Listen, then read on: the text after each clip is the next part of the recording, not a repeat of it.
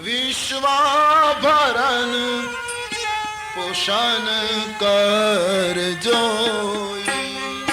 विश्वाभरण पोषण कर जोई। साकार नाम भरत अस होई। साकार नाम भरत अस होई। जाके सुमिरन तेरी पुनासा नाम शत्रुघ्न वेद प्रकाशा। जाके सुमिरन तेरी पुनासा नाम शत्रुघ्न वेद प्रकाशा।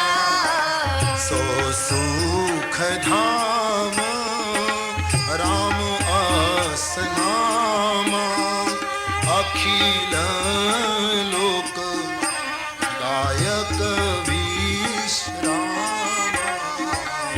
सो सुख धाम रामदास नामा अखिल लोक गायक विश्रामा। આ બીજા પુત્રનું નામ લેવાથી વિશ્વનું ભરણ પોષણ થશે, કારણ કે આ પુત્ર ત્યાગની મૂર્તિ બનશે અને એનું સ્મરણ કરવાથી સાધકમાં ત્યાગના સંસ્કારો આવશે અને જગતમાં જ્યારે ત્યાગ આવશે ત્યારે જગત તૃપ્ત થશે. ત્યાગ વગર તૃપ્તિ નથી. વિશ્વ આખું તૃપ્તિએ અને શાંતિનો અનુભવ કરશે. એટલા માટે હું આનું નામ ભરત રાખું છું. સભાએ શ્રી ભરતજીના નામનો જય જયકાર કરે છે. ભરત પણ ત્રણ, એક કૈકેયી નંદન ભરત, બીજા શ્રીમદ ભાગવતજીના જડ ભરત અને ત્રીજા કવિ કાલિદાસની શકુંતલાના એ શુરવીર પુત્ર ભરત. તો બીજા પુત્રનું નામ ભરત રાખ્યું છે, જેના સ્મરણથી દુશ્મનનો નાશ થશે. મોટામાં મોટો દુશ્મન લોભ છે, જે અયોધ્યામાં મંથરા છે.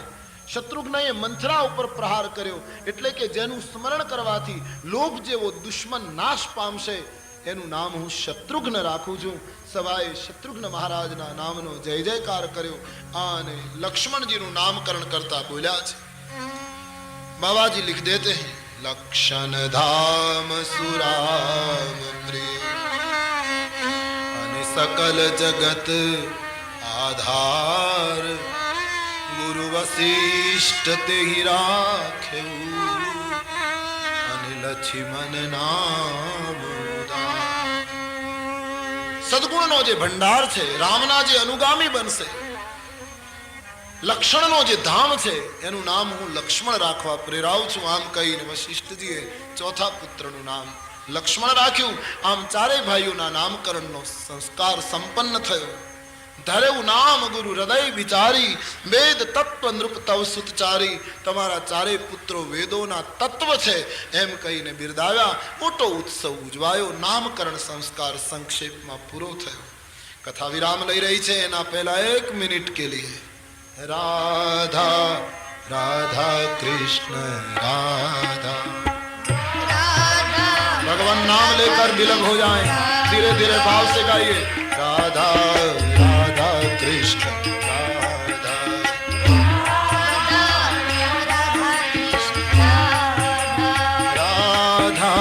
राधा कृष्ण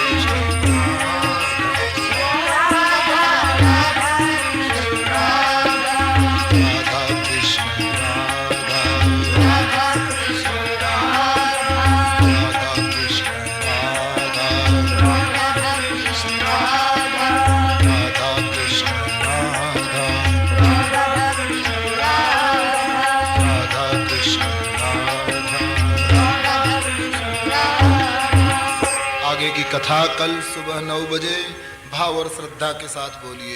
बोलिए रामचंद्र भगवान की जय, श्री बाल कृष्ण लाल की जय, सद्गुरु देव देव की जय।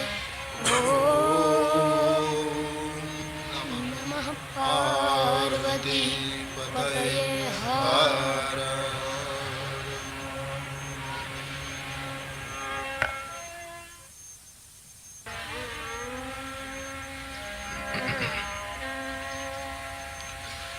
लोकाभिरामं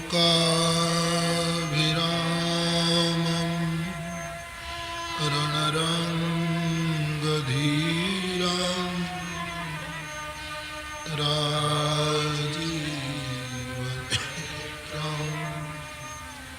रघुवंशनाथं कारुण्यरूपं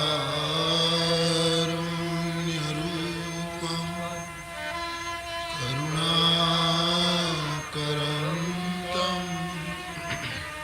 श्रीरामचन्द्रं शरणं प्रपद्ये। मनोजवं मारुततुल्यवेगं जितेन्द्रियं बुद्धिमतां वरिष्ठं वातात्मजं वानरयूथमुख्यं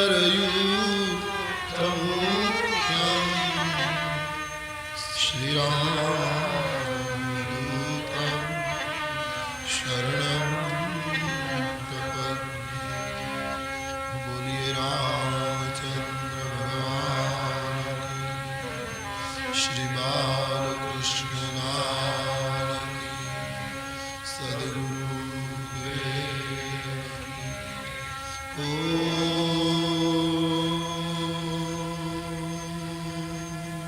नमः पार्वती पतये हर महादेव। श्री राम जय राम जय जय राम। श्री राम जय राम जय जय राम। श्री राम जय राम जय जय राम। श्री राम जय राम जय जय राम। श्री राम जय राम जय जय राम।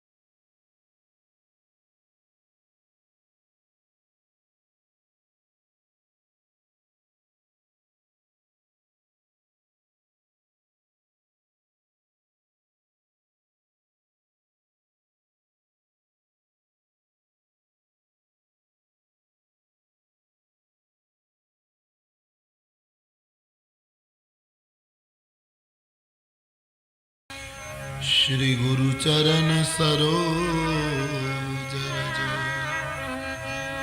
निज मन मुकुर सुधार बरनौ रघुवर बिमल जस जो दायक फल चार। श्री गुरु चरण सरोज रज निज मन मुकुर सुधार बरनौ रघुवर बिमल जस जो दायक फल चार। मंगल भवन अमंगल हारी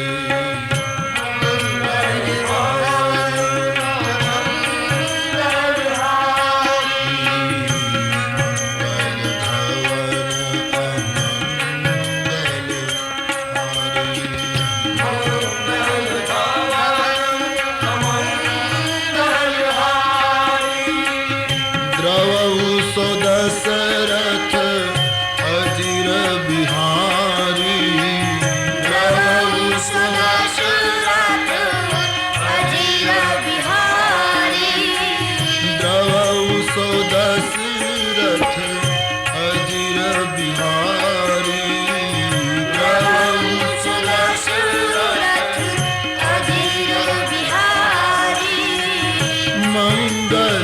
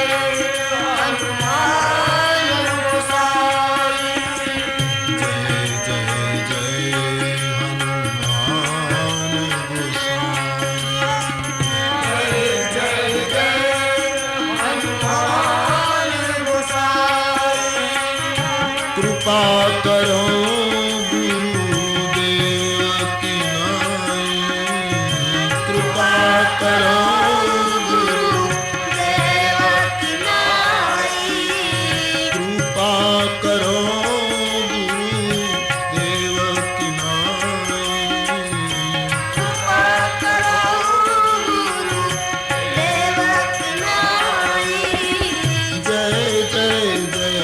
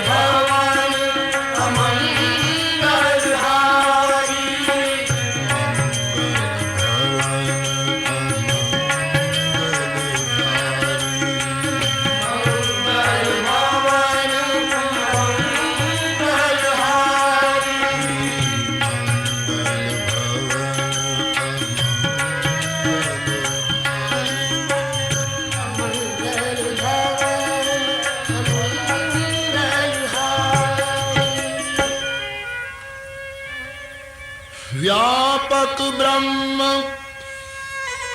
निरंजन निर्गुण विगत विनोद सो अज प्रेम भगति बस कौसल्या के गो વ્યાપક બ્રહ્મ નિરંજન નિર્ગુણ વિગત વિનોદ સો અજ પ્રેમ ભગતિ બસ અજ कौसल्या के गो। शिव जी कहते हैं पार्वती जे व्यापक છે સાક્ષાત બ્રહ્મ નિરંજન છે નિર્ગુણ છે આજ પ્રેમ અને ભક્તિને વશ થઈને કૌશલ્યાની ગોદમાં રમે છે।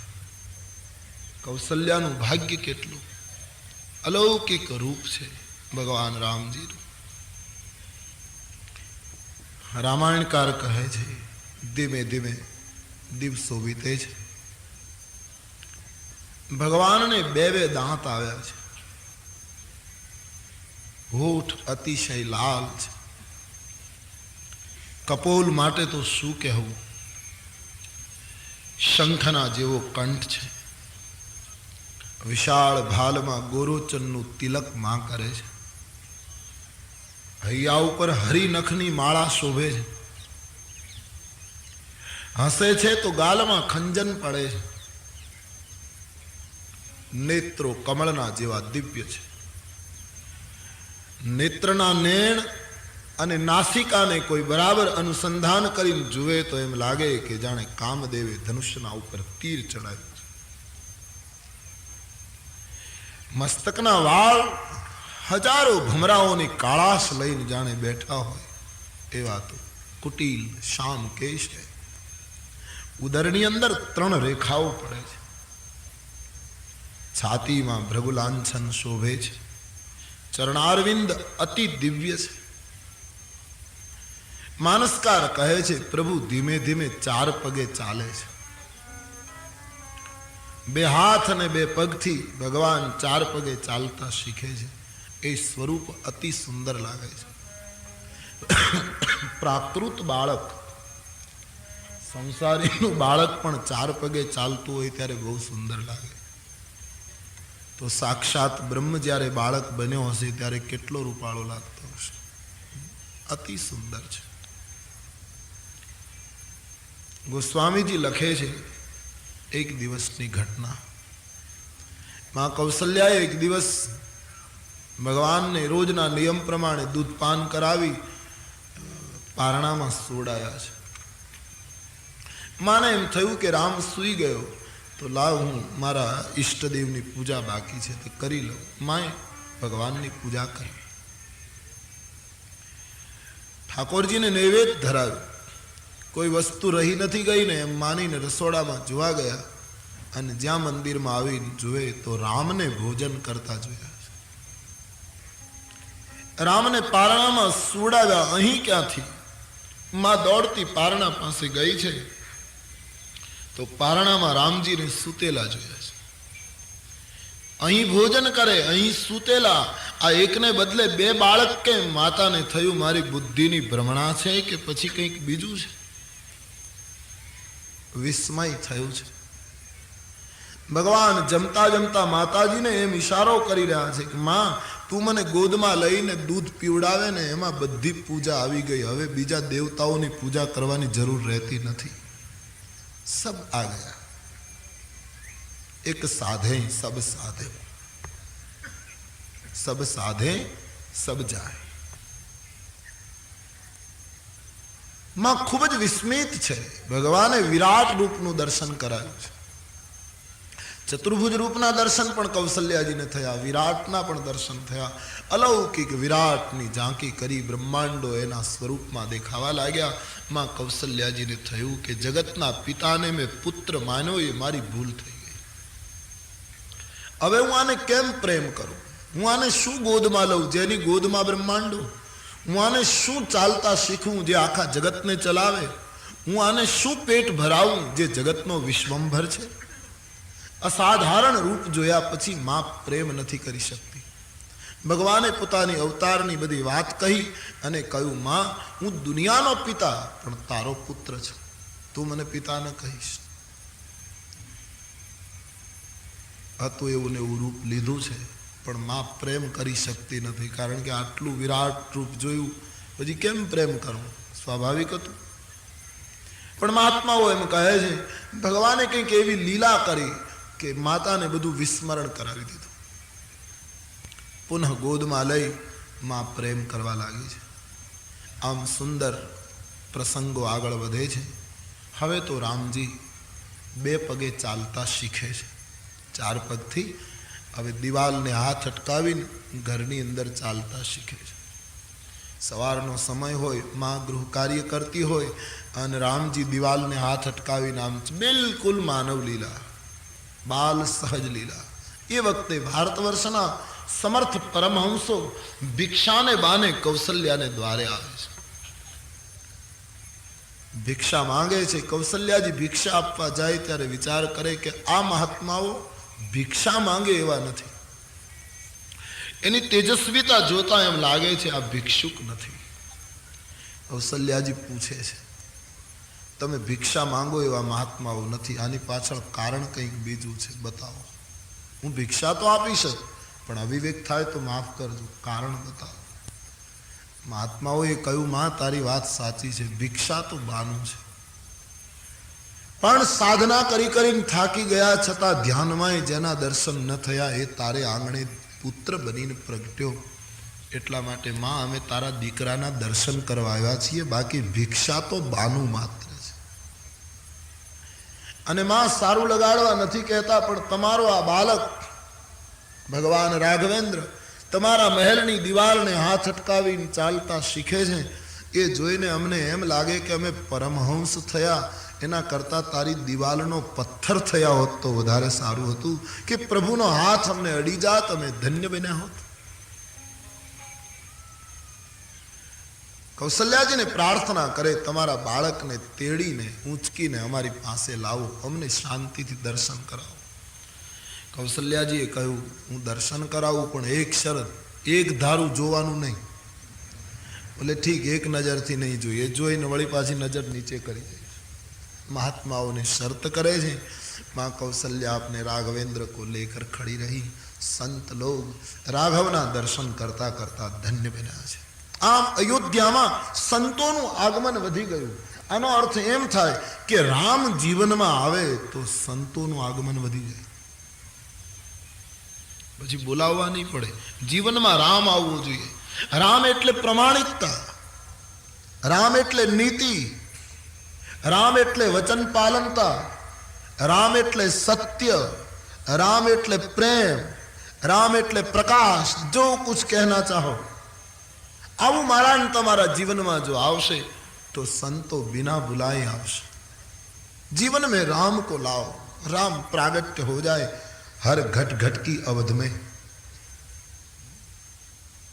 संतों आगमन थतु रह्यु छे अयोध्या में, अने संतो आवे કે ભાગ્યોદયની નિશાની છે, એમ રામાયણના અયોધ્યા કાંડમાં લખ્યું છે. આપણે આંગણે સંત આવીને ઉભો રહે એ આપણા પરમ સદભાગ્ય છે. સંત એની મેળાએ આવવો જોઈએ. તો અયોધ્યામાં સંતો આવવા લાગ્યા છે. મંગલમય દિવસો વીતવા લાગ્યા. એક દિવસની ઘટના લખી છે કે બપોરનો સમય થયો, મહારાજ દશરથજી આવ્યા છે અને ભગવાન રામજીને ભોજન માટે બોલાવવાના છે. મહારાજને ભૂખ લાગી છે. કૌશલ્યાજીને કહ્યું રામ ક્યાં? બોલે બાળકોની સાથે રમતો હશે, આપ બોલાવો એટલે ભોજનની થાળી તૈયાર કરો. તુલસીજીએ નાનો એવો પ્રસંગ લખ્યો છે પણ બહુ સિદ્ધાંત રાખે છે, ધ્યાન દે. દશરથ મહારાજે કહ્યું રામને બોલાવો. બોલાવે છે. ભોજન बोल जब राजा भोजन करो बोल जब राजा भोजन करत बोल जब राजा भोजन करत बोल जब राजा नहीं आवत तजी बाल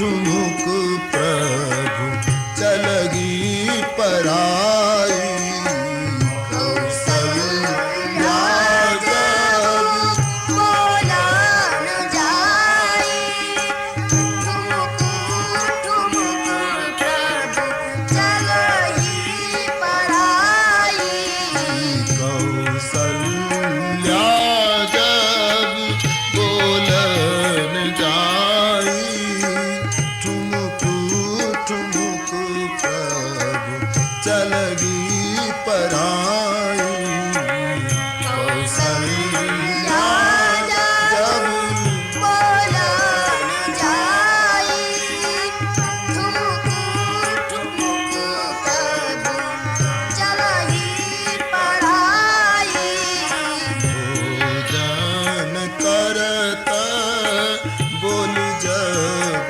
राजा नहीं आवत तजी भाल समाजा भोजन करत बोल जब राजा नहीं आवत तजी माल समाजा દશરથજી રામને ભોજન માટે બોલાવે છે એવી કથા છે.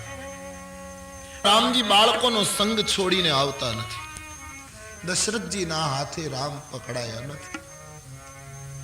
આના બે ચાર કારણો મહાત્માઓએ બતાવ્યા. એક તો દશરથજી પિતા બનીને રામને બોલાવવા ગયા હોત તો રામ જરૂર આવત, પણ દશરથજી પિતા તરીકે નથી બોલાવવા ગયા. અહીં શબ્દ પ્રયોગ છે ભોજન કરત બોલ જબ રાજા, રાજવી બનીને બોલાવવા ગયા. રામજીએ જગતને બતાવ્યું કે કોઈ સમ્રાટપણાનો નશો લઈને મને પકડવા આવે તો સત્તાના હાથમાં હું પકડાતો નથી.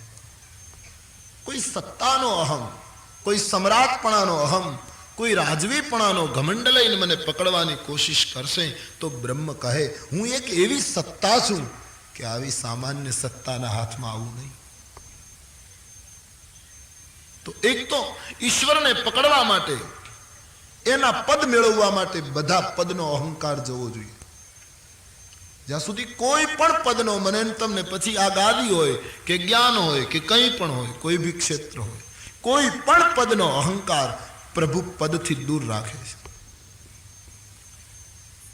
તો દશરથજીના હાથમાં રામ ન આવ્યા એનું પહેલું કારણ એ રાજવી બનીને બોલાવવા ગયા. બીજું, દશરથજી દોડતા નથી, ઉભા ઉભા બોલાવે છે રામ આવ એમ બોલે છે, દોડ્યા નથી. માણસ રામ રામ બોલે એ સારું છે, બોલવું જ જોઈએ. રામ પાપ નાશક છે, પણ રામ રામ બોલનારો રામ માટે થોડી ગતિ ન કરે તો રામ પકડાય નહીં. દશરથજી ગતિ નથી કરતા, દોડતા નથી. રામ રામ જપવાનું, પણ રામના માટે થોડી ગતિ પણ કરવાની.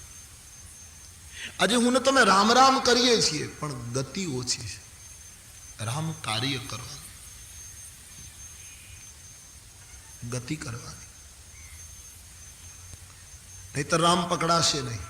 ત્રીજું, દશરથજી પુરુષ છે અને ઉત્તરકાંડમાં જ્ઞાનને પુરુષ કહેવામાં આવ્યું છે. જ્ઞાન વૈરાગ્ય એ પુરુષ છે, માયા અને ભક્તિ એ સ્ત્રી છે. તો ઉત્તરકાંડ બોલે છે. તો દશરથજી જ્ઞાન સ્વરૂપ છે, કેવલ જ્ઞાન ઈશ્વરને પકડી ન શકે એમ તુલસીની પોતાની માન્યતા છે. ભક્તિના સહકાર વગર કેવલ જ્ઞાન પરમાત્માને પકડી શકતો નથી. અનુભવી શકે, જાણી શકે, જોઈ શકે, બધું બરાબર. ભક્તિની જરૂરત છે. ભલે પુરુષ હોય પણ જ્યાં સુધી આપણા હૃદયની અંદર વ્રજાંગનાનો ભાવ પેદા નહીં થાય, ભક્તિ રસનો ભાવ પેદા નહીં થાય, સ્ત્રૈણ ભાવ यानी भक्ति भाव, इसलिए चैतन्य रोए, स्वामी राम तीर्थ रोए, तुकाराम रोए, व्रजांगनानो भाव आवे. એટલે ને મહેતાજી કહે સારમાં સાર અવતાર અબળાતણ કેવલ જ્ઞાન તુલસી દર્શનમાં સોહન રામ પ્રેમ બિનુ જ્ઞાનું રામને પકડી નહીં શકે. એને ભક્તિના માધ્યમની જરૂર છે એટલે પકડી શક્યા નથી. રામાયણમાં લખ્યું છે કૌશલ્યાજીને કહેવું પડ્યું દેવી રામ પકડાતા નથી, બોલાવો, ભક્તિનો સહકાર લેવો પડે. ચોથું, દશરથજી રામજીને શું કામ બોલાવે છે? હેતુ શું છે? પ્રથમ શબ્દ રામ નથી આપ્યો આ ચોપાઈ. પ્રથમ શબ્દ સંસારનો ભોગ બતાવ્યો છે. રામને શું કામ બોલાવે છે? રામને બોલાવવાની વાત એટલા માટે છે ભોજન કરવું છે. એટલે ચોપાઈની શરૂઆત ભોજન શબ્દથી થઈ. ભોજન કરત બોલ જબ રાજા. રામ આવે તો ભોજન જલ્દી પીરસાય અને હું જમી લઉં. રામ સાધન છે, ભોજન સાધ્ય છે. રામનું નામ હું ને તમે એટલા માટે લઈએ કે રામ રામ બોલીએ એટલે આ મળે, ફલાણું મળે. राम कहिए એટલે भोजन મળે. भोजन एक निमित्त है, कई अर्थ में भोजन शब्द को आप ले सकते हैं. મોટા ભાગની સાધના આવી રીતે છે. આટલું જપીએ આટલું કરીએ તો આ મળે. हिसाब है, सौदा है, समर्पण नहीं है. भक्ति में सौदा नहीं चलता. हाँ, सौदो करवो है तो पोतानो करी नाखो. भक्ति में अपने को लीलाम कर दो किसी के चरणों में, यही हो सकता है. लेन देन नहीं हो सकती भक्ति में. भक्ति में देना ही देना होता. तो भोजन लक्ष्य છે. ભગવાન કહે સંસારી માણસ સંસારના પદાર્થો મેળવવા માટે મારો ઉપયોગ કરશે તો ઠીક છે, હું એની સાથે સંબંધ પણ રાખીશ, પણ પકડાઈશ નહીં. ભોજન કરત બોલ જબ રાજા, એટલા માટે રામ નથી આવતો. અથવા તો મહારાજ ભોજન માટે મને બોલાવે છે એના કરતા નિખાલસ બાળકોનો સંગ વધારે સારો, એમ માનીને પ્રભુ નથી આવતો. કૌશલ્યાજીને કહેવું પડ્યું તમે બોલાવો, અને હવે કૌશલ્યામાં બોલાવવા ગયા. દેખીએ કૌશલ્યામાં ગતિ છે. ભક્તિમાં હંમેશા ગતિ હોય છે. જ્ઞાન ઘણી વખત બિલકુલ શુષ્ક અને અક્કડ બની ગયું છે. બહુ જ્ઞાની માણસ હશે ને, તમે જોજો મોટે ભાગે એ ક્યારે હસશે નહીં. અતિ જ્ઞાની હશે ને એને તમે હસતા નહીં જોઈશો. આપણને એમ થાય કે આને રોજ ખરખરાના કાગળો આવતા હશે. એનો અર્થ અતિ જ્ઞાનની આલોચના નથી, ધ્યાન દેના.